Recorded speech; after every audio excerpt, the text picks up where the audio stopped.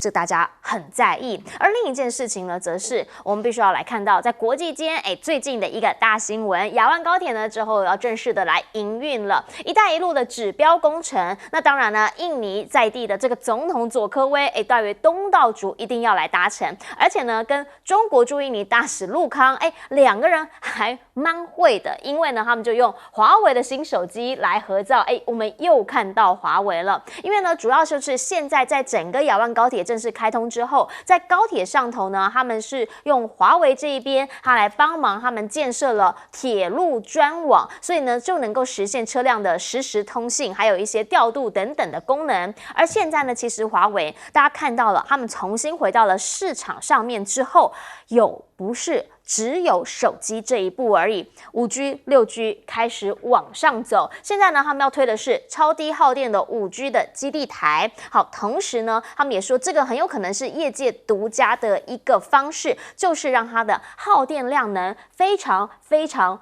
常的低。之后呢，在6G 时代来临的时候，他们也讲，他们其实也准备好了，甚至还有人预言说，6G 一旦开始进行之后，他们有可能就会重新回到市场上。好，甚至呢，现在包括了中东啊、土耳其啊、伊朗等等这些第二经济体，很多人都开始想要用华为的6G 系统。华为也宣布了，他们要投4.3亿美元来推动非洲这边的数位发展。好，同时呢，他们先前已经在沙特阿拉伯的首都建设了第30个云中心，一个一个下来，你就发现了，那个其实不是只是网络而已，那当然也会跟它整个世界的布局有关系。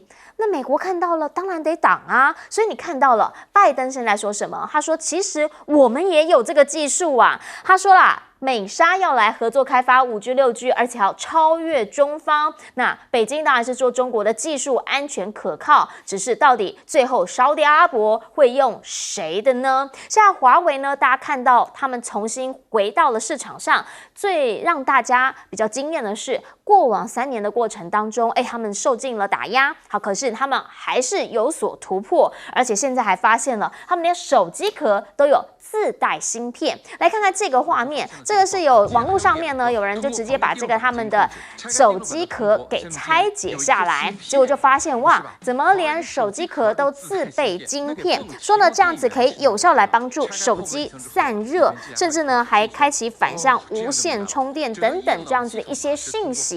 在网络上面，越来越多人对于他们这些新产品有所好奇，所以大家就在问，美国的封锁到底有没有用啊？其实现在呢，有很多的投资专家是在帮忙中方背书。比如说，这个新兴市场教父叫做莫比尔斯，他就直接讲了，他们认为中国在晶片方面的能力呢，已经超越了当前的领导者美国。好，川普呢，甚至还讲了，说怎么来看华为？他的讲法是，其实只要中国想做的都做得到。不过他还是讲一个啦，他喜欢足球，好，所以说中国男足可能没有办法。好，可是呢，这位英国48家集团的俱乐部主席讲得更直接，听听他的说法。We just heard that Huawei have produced a new phone with a new chip, and America is going mad trying to find out why, where, and how it was made.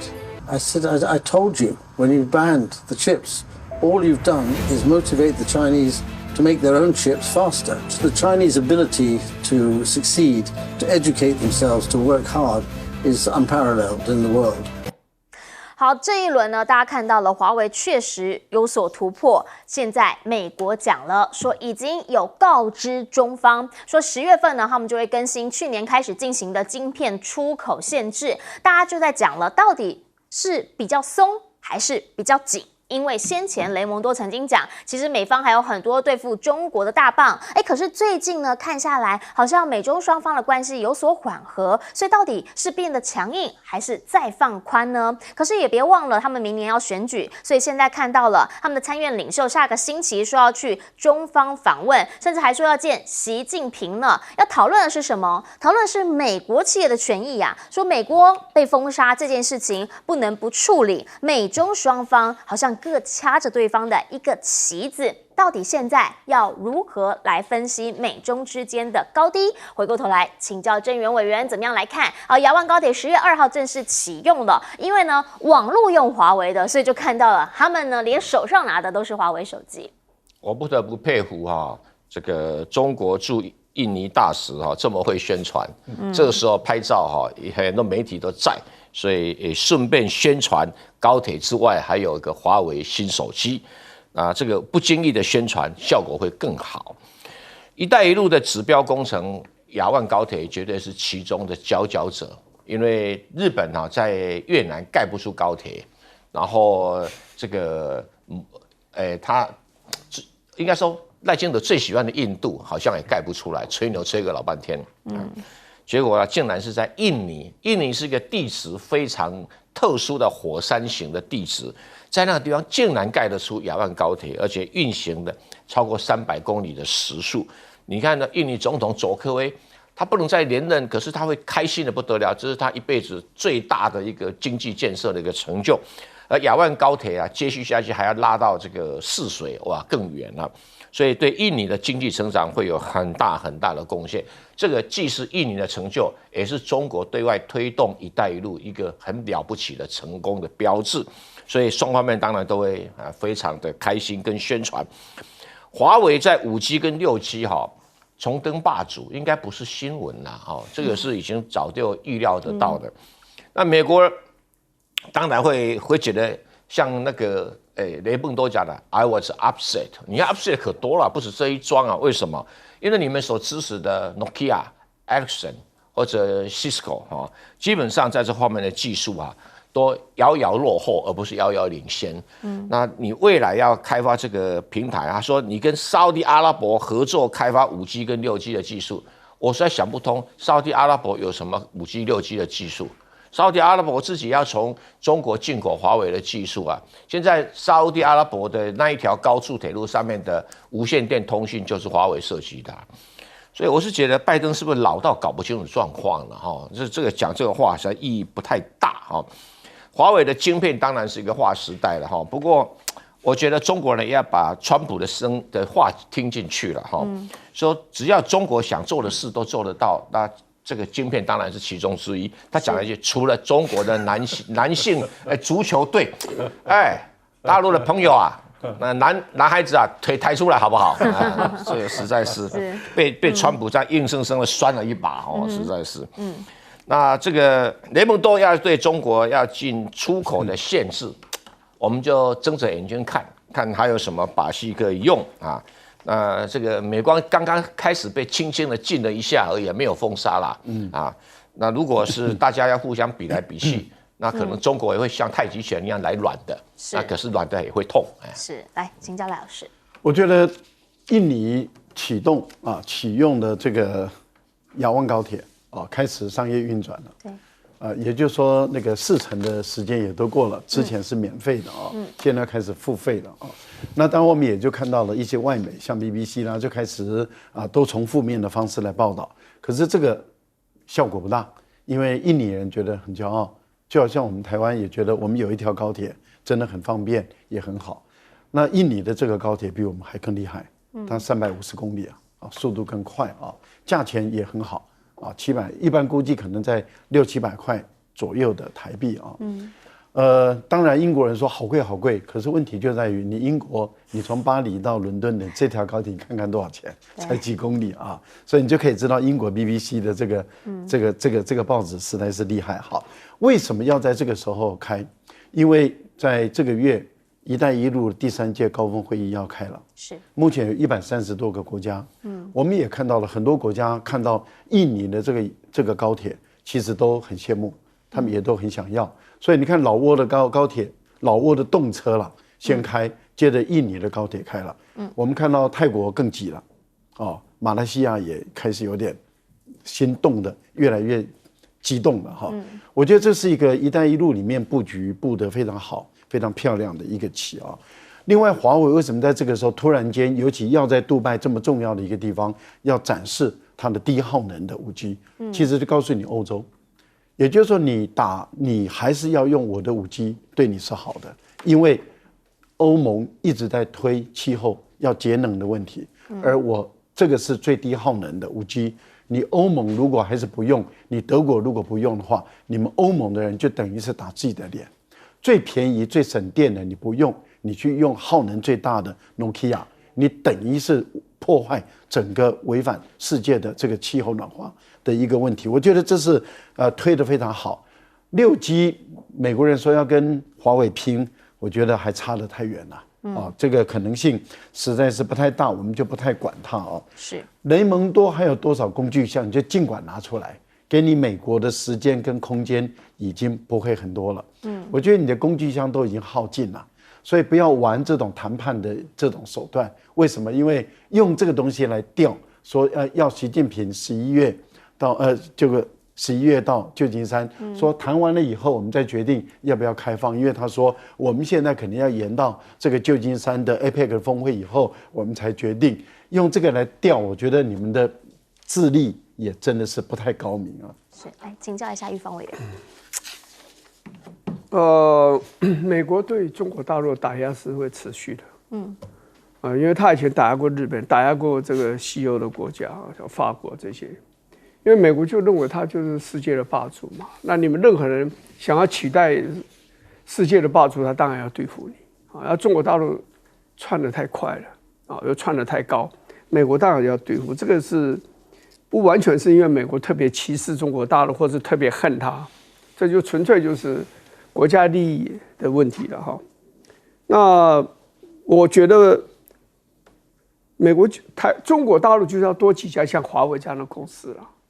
把自己管控得这么好，你看华为真没有出过什么丑闻的，它不像一些公司就是买空卖空这样在搞大起大落，华为没有，他就很努力的在做研究，而且他一直不停的往前走。最近这个孟晚舟就是华为的副董事长，他发表一个演讲讲到中国大陆现在就是要推动所谓的 all intelligence， 就全面性的智能化。就是让这个各行各业的那种加速提升他们的智能化，任何东西都可以搭在一起，因为你有这样的一个智能化的这样一个计划在支撑的话，那华为就是觉得它的演算能力非常强嘛，包括储存的这种能力非常强嘛，就是这资料这些嘛，演算啊、储存啊、输送啊这些，所以他认为它可以提供一个基础像这个种一个稻田里面。这黑色的土地非常的肥沃，然后让这个全面智能化可以整个在全世界那样。所以你看华为的胸襟，他不是说我只要我大陆很好，或我自己华为很好，他的看法都是他要全世界性的，大家都同样的享受这样一个智能化的这样的一个果实，这样，所以是有理想了，而且最主要是正派的公司，然后非常的低调，勾践卧薪尝胆，就是华为就是这样。如果大陆多几家像这样的公司的话，那我觉得大陆的国力的提升就会非常的好。是好，但是呢，现在大陆这边也有一些的状况啊，这是什么呢？这是恒大。好，恒大呢，先前我们当然知道了，说许家印呢现在好像面临了一些官司等等的问题。那可是这一查，怎么发现了？现在呢，在恒大的股票复牌之后，突然呢盘中暴涨了40%，大家开始在问发生什么样的事情呢？其实大陆这边呢，有一些企业家对于许家印的一些做法，他们是不是很满意的，甚至直接呛他说是前进美国。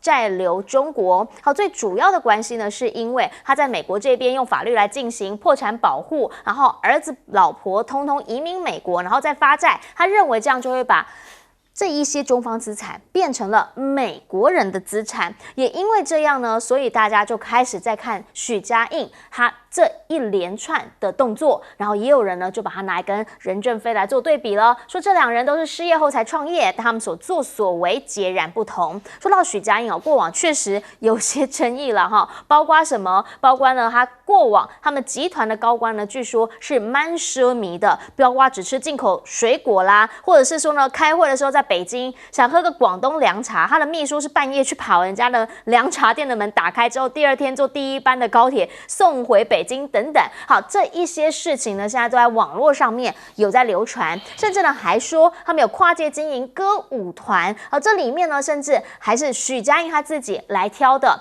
这个歌舞团里面的团长呢，说是叫做白珊珊，还是许家印自己百里选一的，说是那种超模啊、总决赛的总冠军，必须要貌美啊、30岁以下啊、主修民族舞蹈等等才可以入围。而另一方面呢，也是他跟演艺圈走得蛮近的，因为过往呢也传出范冰冰跟许家印呢，他们两个人很好，甚至还说2010年恒大入赌范冰冰的工作室是他们的最大一个股东，这样包括了我们很红的这个武媚娘传奇，这里头说许家印他们这边都有投资。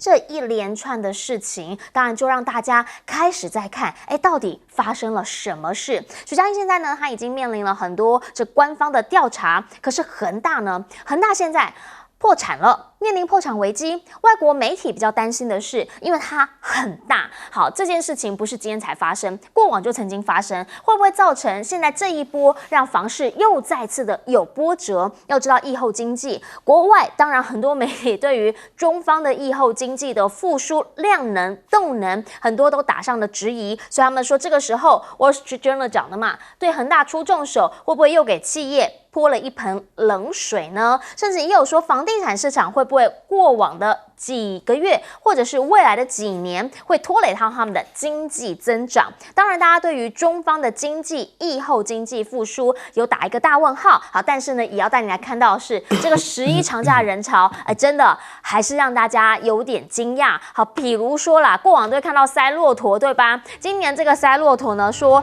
又这个骆驼大队呢是长长的不见尾，好像真的去爬长城。爬长城这个呢，说是爬3分钟只能够走2步路而已，他们就讲啦，这真的是有点累耶。甚至呢，也有人去了南京这里，这夫子庙呢，说5分钟就被人潮给逼退了。这一些也让大家看到他们内需的一些量能，好，包括什么？包括了景区的便利店，说呢，现在竟然是在飞檐陡峭上头，游客他们还得飞檐走壁去买水，但是呢，也就在这个时候，让大家看到了大陆的经济其实真的是外媒讲的这么样的不好吗？带您看一个数字，黄金假期前3天，零售业呢，他们销售额增长了8.3%，还说了贵州头2天，他们的长假消费数字就已经超过了400亿元，年增了40.46%。这样子的一个数额，也让大家再次的看到他们非常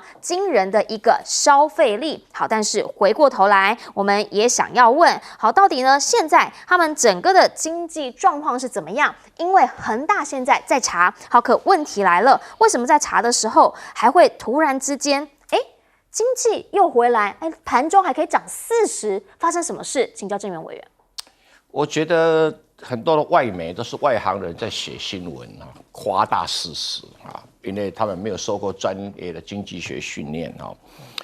我们来举一个例子哈，我们台湾的营造业的国内生产毛额占我们台湾 GDP 多少？可能很多人不知道，3.3%。全世界这个比例最高是哪个国家？冰岛7.9%。为什么它7.9%最高？人家国家规模小啊，少盖几栋房子的话 ，GDP 就占很大的比例啊。台湾营建业算是不差的才占3.3%，中国大陆占多少？1.2%。所有的营建业占中国大 GDP 是1.2%，制造业多少？中国大制造业制造35%啊。所以恒大只是这个1%多里面的一小小的一角。你说深圳有什么房地产问题吗？北京啊，那个才价值比较高的。那我要说说恒大破产，哇，营建业就出问题，营建业出问题，哎呀，中国大陆 GDP 出问题，你到底有没有数学观念啊？这个恒大当然看起来总金额很大，可是问题中国的体量太大了，所以它根本上是很容易处理的。现在主要是关键是债权债务，到底是我要赔还是一方要赔，还是他要赔，是谁赔钱的问题而已。还有谁赚到钱？到底是恒大这个许家印有没有不法？哎呀，这个我叹一口气啊！人家巴菲特是怎么样过日子那个很多的企业家都很殷实，很殷实。我犹记得刚开始我进入外商银行，华尔街一家大银行的时候，我们在想办法对大公司人做这个信用平等。我们内部做信用平等，其中有一个要对什么？对负责人做信用平等。他刚开始我不太懂，他说负责人如果有跟知名女人发生绯闻的话，我们要抽银根。他就是这样写啊。那如果许家印这个标准的话，他的银根早就被抽光了。所以中国大陆的商业银行借给他这么多钱要记住，人家是有这样的一个平等标准。那像巴菲特每天上教堂啊，这个多接一点钱啊。那如果每天都上酒店了，就要抽银根啊。中国大陆这一点要学哈。我不讲这些银行现在是美国相当成功的一家银行，人家连这个都注意到了哈。你还搞歌舞团，你不搞错啦，对不对？这个是不务正业吧哈。如果今天认真会搞歌舞团，大家都晕倒了吧？所以这个人本来就心术不正，你还从银行里面弄那么多钱，那到底有没有所谓的前进美国债？我觉得很多大陆人可能在法律上弄错了，这跟他在海外的破产保护两码子事，不能连在一起谈哈。但是要好好的处理。那今天恒大底下有2个已经被大陆的其他机构收摊子的一个子公司的股票复牌以后暴涨，就表示北京政府处理得很好啊。如果处理不好，咱趴在地上啦。所以不要夸大其词哈。中国大陆今年的11哈，我本来估计它的今年的服务业的经济成长率应该是10%到11%左右，看这个样子，我的上修到15%了。你又上修了？不是，让人这样急法了嘛？比去年整增加了快2成啊。对，那个就是营业额，那就是 GDP 哈。是，所以这个餐饮业那就更不用讲，你看餐饮业就光吃的就增加了8.3了哈。所以这是一个很可观的哈。没关系啊，因为欧美媒体还会继续唱衰中国，那中国应该习惯这种唱衰调，就慢慢习惯吧，大家互相适应啊。是我们等等广告回来呢，要请教其他专家的意见。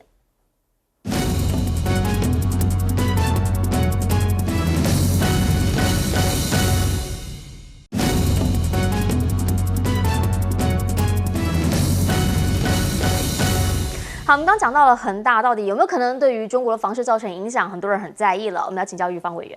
我想这个房地产问题最主要是涉及的层面很广，尤其是直接跟买房子这些人有关。然后这些人交了钱，然后现在房子看起来遥遥无期，拿不到。然后银行里面又出现很多的呆账的问题。所以他有时候心理上的那种威胁啊，比那种实质上的冲击可能还要大哈。然后这个恒大事情，我心里想就是说，这真的很矛盾。大陆一方面有一个最好的公司华为，替国家争光，替人民争光，那一边又有一个丢国家脸的这样一个恒大，这是怎么一回事啊？我的感觉，你不能去靠这种，我们讲政治最好是哲君嘛啊，philosopher king， 既是哲学家又是一个国王，这一定会治得很好。那任正非就是华为，他就是哲君嘛。可是你不能这样期望啦。我认为有监督的机制啦，看起来大陆的监督的机制还是不是很完备。我认为不妨让媒体、让这个学界呢加强他们监督的这样的一个角色，不要对他们的监督的那种角色有所怀疑啦。因为你完全是靠党在监督，或者因为靠什么中纪委在监督这些事情，大概真的是很难。你如果能够让知识分子他们有更多的发言权，对社会上一些现象他有所批评，因为恒大这种东西不是1天2天的嘛，大量的钱这样出去留下着大笔的债务在中国大陆里面，这个应该是由来不是1天2天可以造成的。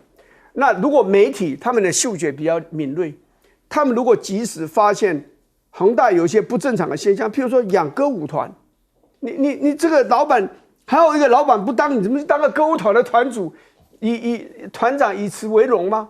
这个就很奇怪嘛。所以这种怪异的现象，不可能整个社会没有人了解。如果知道，让他们有这种发言的管道，这个其实对中国大陆来讲，也是协助你们的政府来监督这个社会，然后防堵一些不良的情形的这样一个扩大嘛。所以我觉得大陆最重要还是要多样化的监督的力量，我认为会比较好。是，好，确实啊哈，恒大这个事件呢，到目前为止，因为呢许家印现在看到又被查办了，然后呢，当然这一连串下来，大家也很关心，就恒大系的股票的这些起起落落跌幅，到底我们应该要如何来评判，如何来观察等等，邀请赖岳谦老师帮我们总结。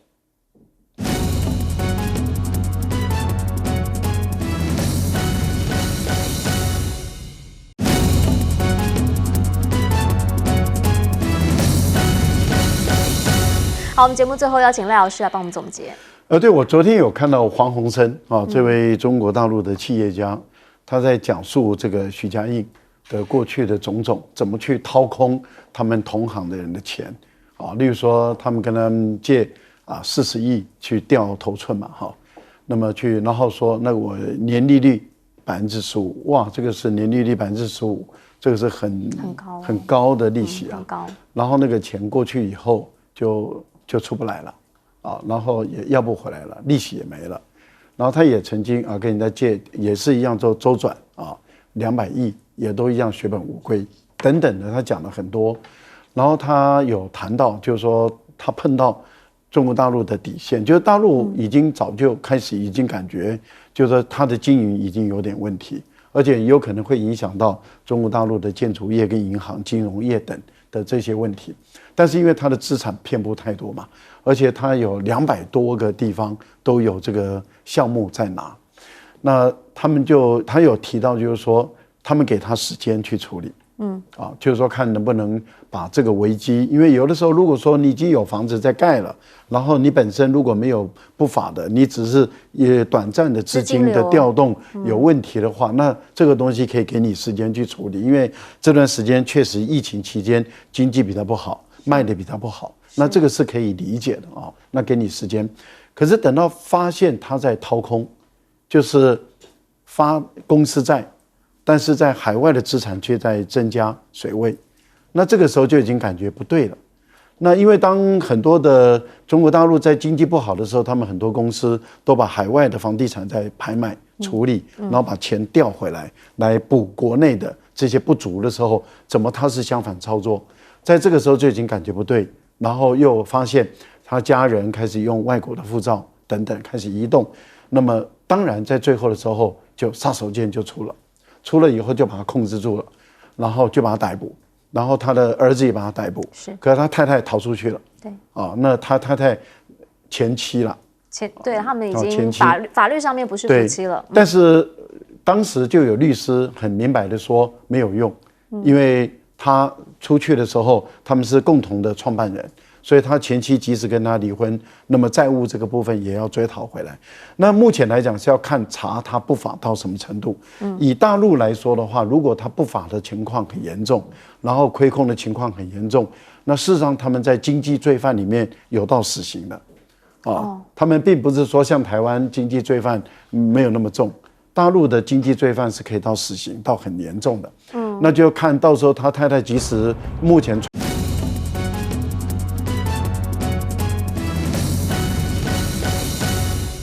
大家晚安，我是陈妍莹，欢迎来到新闻大白话。接下来这一小时国内外大小事，要您听得懂的话说给您听。我们现在介绍这一小时的来宾，首先要介绍的是国际政治专家赖岳乾老师。主持人好，观众朋友大家好。以及北京清华大学法学博士蔡正元。主持人好，大家好。还有国际战略学者林玉芳。大家好。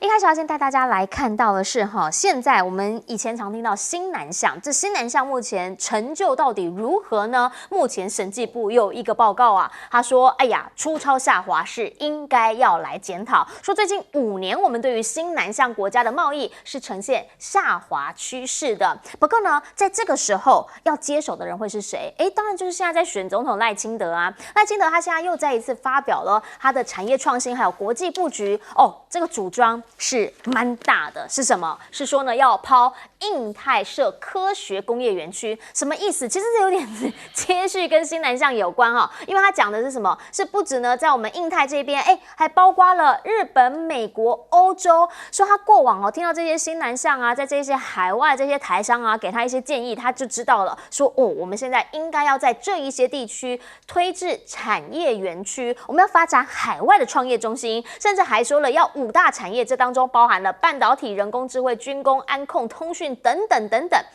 听起来这个愿景是很美好，梦做得很大，细节是什么？到底应该怎么做？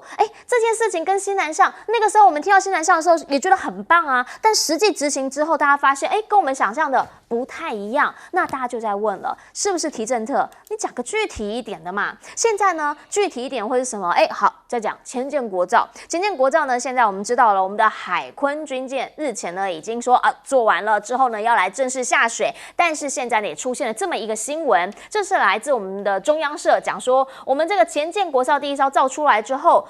印度这边有说要跟我们加强合作哦，甚至呢还说这个是为了印太和平，所以呢要让我们一起来合作。说到前舰，最近这几年印度确实在造船这边他们很努力在精进，同时呢他们也有请到包括德国这边的专家来帮忙他们。现役的前舰看起来也确实是比我们强上许多。好，但是真的这样是合适的吗？技术上面真的 OK 吗？因为现在这一个刚刚说要正式下水的海鲲军舰，问题很多啊，扯出了立委泄密，国防部长什么都不知道吗？今天邱国正就被问到。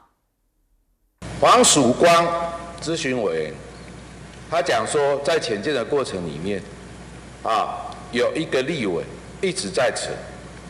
部长，你知道这样的事情吗？我也是听他讲，我才知道。你听他讲才知道？对，因为他之前并没有跟我们讨论过。刚刚讲你不知道，你是听他讲才知道。对。那黄曙光说他知道，结果他有没有告发？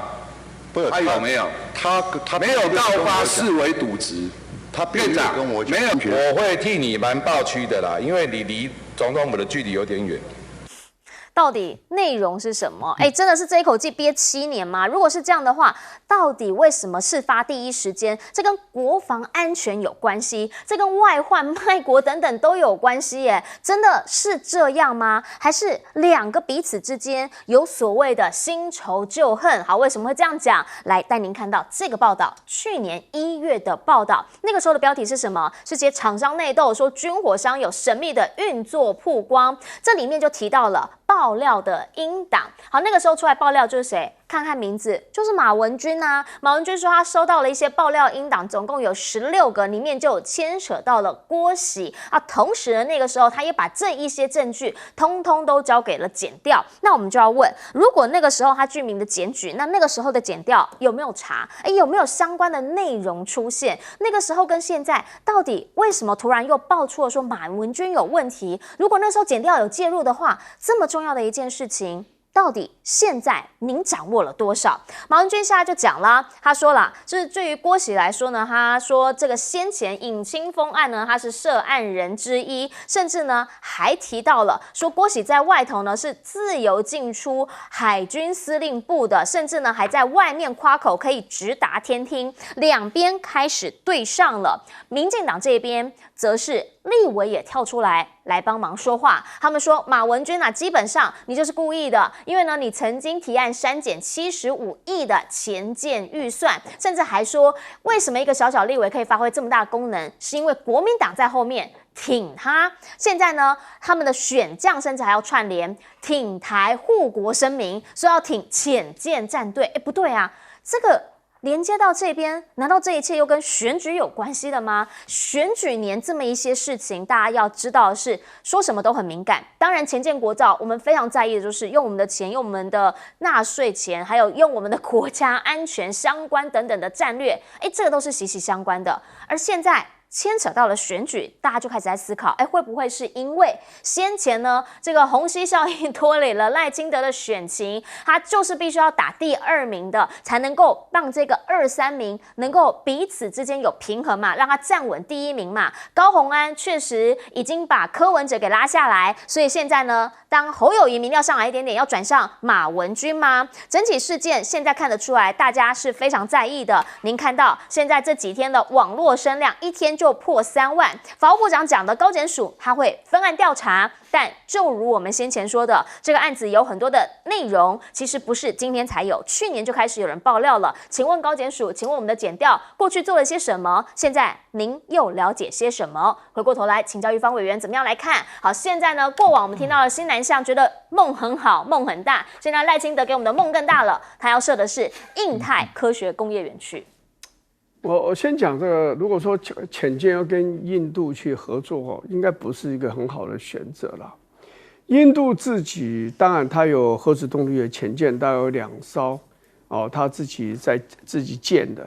然后他的传统的潜舰呢，有跟法国人合作的，有跟德国人合作的，然后那个也有跟俄国人直接买的那个基洛级的这样子。那法国那个是天蝎，那个就是 Scorpion， 天蝎这个号的潜舰。然后这个德国的是 HDW Type 209的这样子。所以它本身就是很杂牌啦。其实它的军队就是很杂牌，它的武器。俄国的很多，然后他又引进法国了，然后也这个开始引进美国了。他是这个，我是很佩服他们军队，因为这种管理起来是不容易的事情啊。但是我觉得在国际上来讲的话，真的讲传统潜舰造得很好的国家，以前还有一个荷兰啊，对不对？然后这个德国啦、法国啊，现在西班牙啊也可以造这样。那英国以前也造过这样。那这里面是轮不到俄国了啊！你看俄国自己的军舰造多久？它的水面舰也好，潜舰也好，譬如说讲说要造5年了，它经常能拖到10年就算快的了。所以找印度合作，就表示说这个没有不了解才会讲这样的话了啊。然后印度人是很精明的，是非常精明的。我以前有一个朋友做外贸大学一个同学跟我讲过一句话跟印度人做生意是。要非常小心，是非常不容易的。印度人是以精明这个来出名的，所以我当然不反对说你要到印度投资，跟印度合作什么。可是就是说，印度人的精明是我们自己要去非常谨慎的以对的这样的哈。那潜舰的事情，我的看法是这样：先讲啦，在立法院里面，郑源也在里面待过。立法委员本身的权力你一边看起来好像很大，其实另外一点看起来是很小。很小的时候，其实是在预算审查的时候，因为你这个像现在民进党这个总人数就是赢你很多嘛，对，所以你很多的预算到最后都是被他们要通过就可以通过了。那唯一能够发挥一点影响力，看立委们好像有点影响力了，在预算也是在预算审查的时候，就是你会提案删减譬如说你可能要删减个几亿。然后呢，大家就来协商，然后执政党就说拜托删少一点嘛，好不好？给我们一点面子嘛，可能就删个几千万。那呢，更多的是在冻结，因为预算就删掉了。那冻结这个东西，就是说我动，但是你要满足某个要求，比如说你说明的不清楚，你要来给我说明。那当然有些这个立委的确是他的选区的一些的需求。那可能跟国防部有关，也可能跟外交部有关，那他就要求冻结，那你来说明，好，大家来妥协一下。我跟你讲，这个不是在台湾，全世界都这样干的嘛。国会的运作就是这样运作的嘛，对不对？那如果说有某个立法委员删减了国防预算或冻结了国防预算，你就认为说他有问题，这个在全世界你这样讲都讲不通的，因为你只要回顾以往。至少我在立法院的时候，在外交国防委员会，我待了这么久的时间，也当过召委，当了很多次。民进党提案删国防预算，或者是冻结国防预算，会再少吗？会少吗？大家把资料拿出来对对看嘛，对不对？所以这个不能这样讲，这个有时候就是一种立法委员代表人民行使他的职权嘛。那你执政党如果你可以说服得了，你就说服嘛。说服不了，那就投票解决嘛。这种东西很难讲，因为每个人观点都不太一样。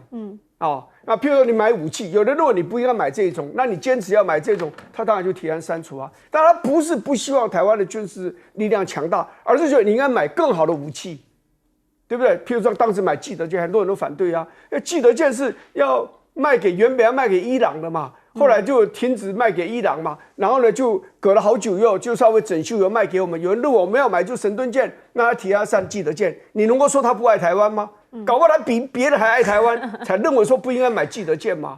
所以这个有时候是一种大家的看法观点不太一样。我认为随便戴人家帽子，我觉得抹黑人家抹红人家，我认为是不道德的事情。是，其实在立法院里头，确实冻结预算，那是委员他们的一个职权，也是他们可能在里面折冲里面的一个方法。好，但问题是现在这件事情，请教一下郑源委员原因是因为已经有人，比如说郭喜，他就具名，他就说就是马文君这牵扯的是跟卖国有关，这大事现在法务部长讲的是什么？是高检署要分案调查。但我们也想问啊，就像去年嘛，去年1月就已经有这么多的内容，马文君也具名的检举，为什么现在郭喜跳出来的时候，好像跟黄曙光2个人，因为黄曙光先说没有举名、没有具名、没有指名，然后郭喜在讲，2个人加一搭一唱，现在郭喜又说黄曙光叫他不要再讲了，因为这样呢会让后续的这些件不好再继续下去。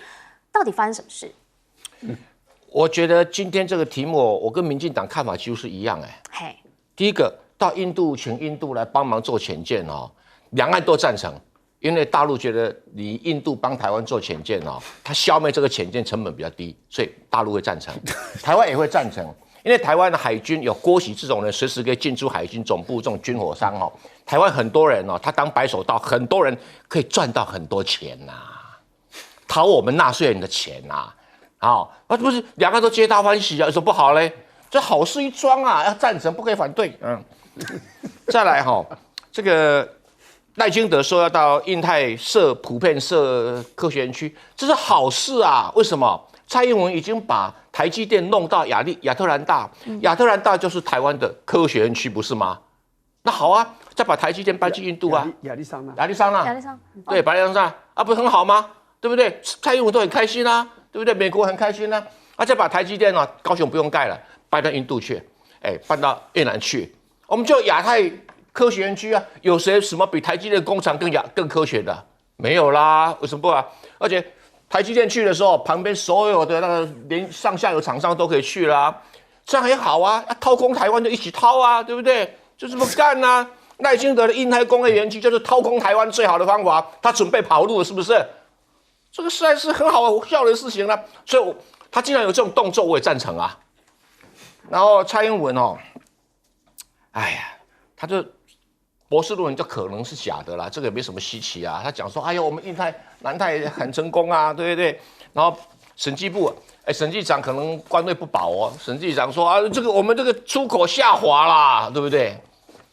他吐他草，吐他草就是假新闻，就假消息，所以审计长要抓起来移送法办。